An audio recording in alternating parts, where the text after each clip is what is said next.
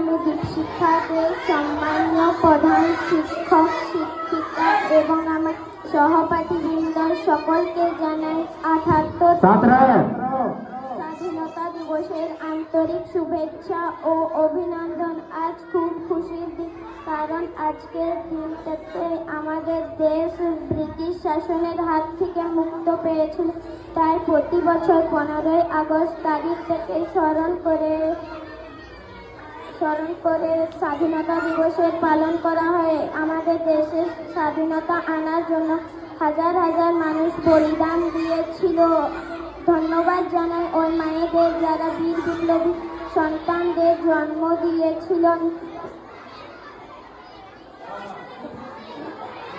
1947 সালের 15ই আগস্ট প্রথম প্রধানমন্ত্রী পদে শপথ গ্রহণ করেন। ঊর্ধ্ব গগনে বাজে মাদল, নিম্ন উতলা ধরণীত অরুণপাতের তরুণ দল, চল রে নওজওয়ান চল চল চল। উষার দুয়ারে হানিয়া ঘাত, আমরা আনিব রাঙা প্রভাত, আমরা টুটাব তিমির রাত, চল রে নওজওয়ান চল চল চল। ধন্যবাদ। জয় হিন্দ, জয় ভারত।